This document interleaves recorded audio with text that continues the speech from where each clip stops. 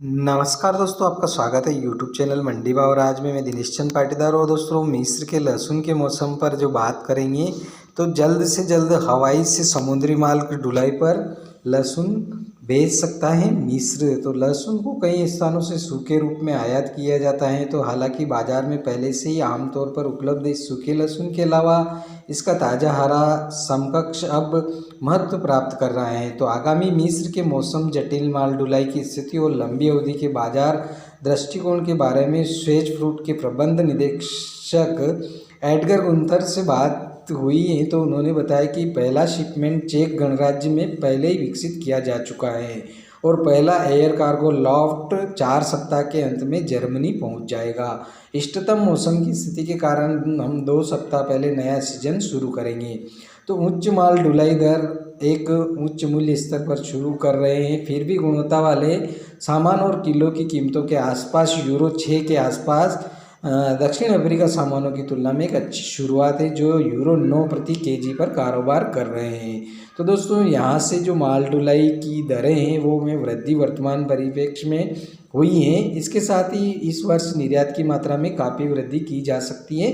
मिस्र से लहसुन का जो निर्यात है उसमें काफ़ी वृद्धि की जाती है, ऐसा ये उम्मीद कर रहे हैं मिस्र के वासी। तो वहाँ पर हमारा जो लक्ष्य है पिछले वर्ष की तुलना में उनका काफ़ी लक्ष्य ज़्यादा है और कुल कंटेनर संख्या में वृद्धि करना भी उनका लक्ष्य है। इसके साथ ही परिवहन लागत में वृद्धि और भंडारण स्थान की कमी इस वर्ष के मौसम में भी अत्यधिक चुनौतियाँ होगी। लेकिन पिछले साल जो अपेक्षाकृत बड़ी मात्रा में माल भेजा था हवाई मार्ग से, लेकिन इस वर्ष जितनी जल्दी हो सके समुद्र के बाड़े पर स्विच करना वो मिस्रवासी चाहते। तो हवाई माल की कीमत समुद्री माल की तुलना में 1 यूरो प्रति किलोग्राम अधिक है। तो यह लगभग 6 यूरो कोली के मूल्य के अंतर में मेल खाती है। तो ऐसा दोस्तों अधिक कठिन फल रसद के अलावा गुंतर की बिक्री के मामले में एक कठिन मौसम की उम्मीद करता है।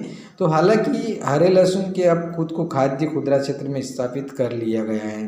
तो जर्मनी, पोलैंड, फ्रांस और हॉलैंड में मात्रा का एक बड़ा हिस्सा थोक व्यापार के माध्यम से खान पान व्यापार तक पहुंच रहा है। तो रेस्तरां उद्योग में प्रतिबंधों और गिरावट के कारण पर्यटक इन उत्पादों को तदनुसार बेचना एक चुनौती काफ़ी होगी। तो लहसुन के संबंध में कड़ी प्रतिस्पर्धा है दोस्तों। उत्पत्ति के स्थान पर अच्छी भंडारण क्षमता के लिए हरी वस्तुओं का विपणन संभवतः अप्रैल तक किया जा सकता है, जिसके बाद कंपनी सूखे लहसुन के साथ व्यापार करेगी और गुंतर सूखे उत्पाद के लिए प्रतिस्पर्धा काफ़ी चरम पर है। यानी कि तो लहसुन जो सूखा है वो निर्यात करने की कोशिश कंपनी करेगी हवाई मार्ग और समुद्री मार्ग पर। खास बात जब बाजार में कई स्रोतों का प्रतिनिधित्व होता है, यानी कि ज़्यादातर अगर कंपटीशन फंसता है तो काफ़ी दिक्कतें उसमें आती हैं। तो 2021 मिस्र के लहसुन के लिए एक घटिया वर्ष साबित हुआ था। तो कम से कम इसलिए ऐसा इस वर्ष नहीं हो, इसके लिए मिस्र शुरू से ही प्रयास कर रहा है कि उनका लहसुन